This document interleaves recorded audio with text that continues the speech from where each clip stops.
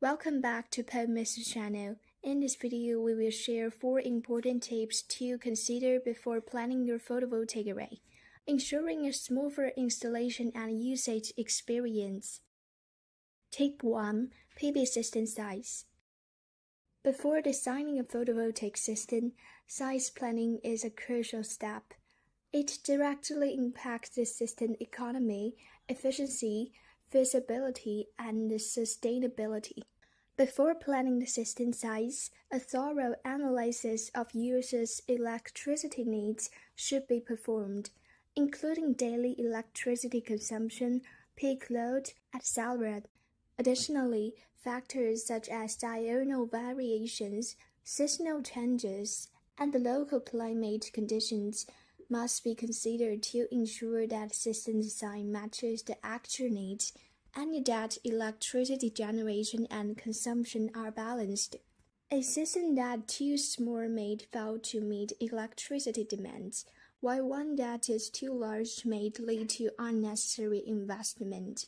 Properly sizing the system will maximize the return on investment, ensuring that the PV system meets the user's needs most of the time, reduces dependence on the grid, and may even allow for off-grid operation. Size planning should also take into account the available space for installation, ensuring the solar energy is maximally utilized without wasting space.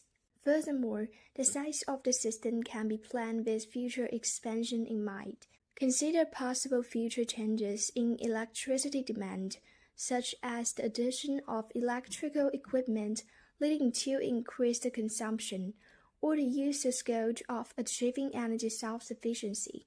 Reserve space for future expansions, such as adding more PV modules, energy storage devices, or inverters. Tip 2. Assessing solar irradiance. The efficiency and electricity generation of PV systems are closely related to geographic location. High-latitude areas typically have shorter daylight hours, while low-latitude areas enjoy longer sunlight exposure.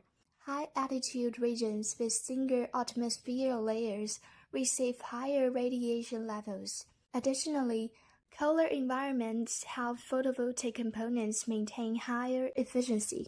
If your location does not have a nature advantage, such as being in a high-latitude region, you can optimize generation efficiency by adjusting the tilt angle of the PV modules, increasing the number of modules, or using solar tracking systems.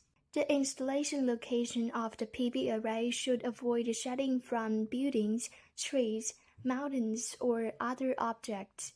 Even small amounts of shading can significantly reduce electricity generation. The individual cells within the PV module are typically connected in series, and the current of the entire module is determined by the weakest cell.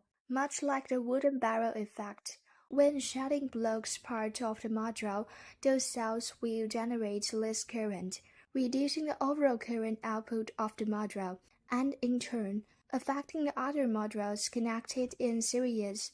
If the shaded cells are unable to generate power, they may absorb current in reverse, creating a reverse current, leading to localized overheating and the formation of the hot spots, which can damage the module and affect the long-term performance of the system. Tip 3. Selecting the right PV modules. Choose PV modules based on the system size, budget, installation space, and long-term expansion plans. High-power modules typically have higher conversion efficiency, which is ideal for space like rooftops, where space is limited. High-power modules can make better use of space and reduce installation area requirements. Low-power modules are more affordable and offer greater configuration flexibility. Generally, high-power modules are suitable for scenarios with limited space, higher budgets, and a focus on long-term investment returns. Low-power modules are more suitable for users with budget constraints, abundant space, or small-scale power generation needs. The conversion efficiency of PV modules refers to their ability to convert solar energy into electrical power. The higher the efficiency, the greater the electricity generation for the same area. PV module efficiency is also affected by temperature. A lower temperature coefficient means less efficiency loss as the temperature rises. In hot climates, it is recommended to choose PV module with a low temperature coefficient to improve system generation efficiency. Depending on the installation environment, you can choose between flexible panels and glass panels. Flexible panels are lighter, ideal for irregular or curved surface, and easy to install without need for mounting structures. Glass panels, on the other hand, are more suitable for rooftop installations, with a robust structure able to withstand higher wind pressures and other external forces. They are typically installed on a flat, stable surface and require direct or concrete mounting with metal brackets. Tip 4. Properly arranging the PV array.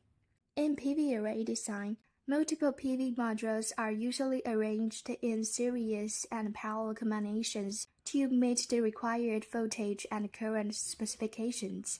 Series connections increase system voltage, while parallel connections increase system current. For the configuration of series and parallel connections, it is essential to understand the basic parameters of each PV module, such as open circuit voltage and short circuit current. The maximum input voltage and maximum input current of the controller or inverter should also be referenced to ensure that the total open circuit voltage and short circuit current of the PV array do not exceed this limit.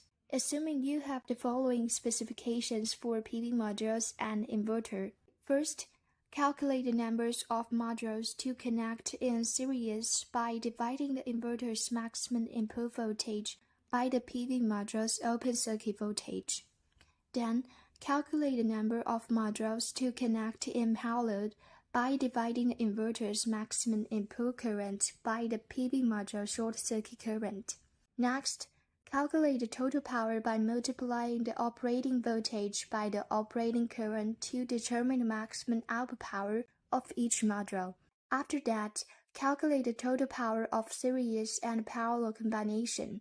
If the total power exceeds the inverter's maximum power input, reduce the number of series or parallel connections to ensure that the PV array stays within the power limit. For example, if we maintain 16 modules in series and adjust the parallel connections, the number of power strings can be determined by dividing the inverter's maximum power by the power of each string. This would result in 16 modules in series and 3 parallel strings. This concludes our tips for designing a photovoltaic array. We hope these tips are helpful to you. Feel free to share more PV array design related content in the comment section, and thank you for watching.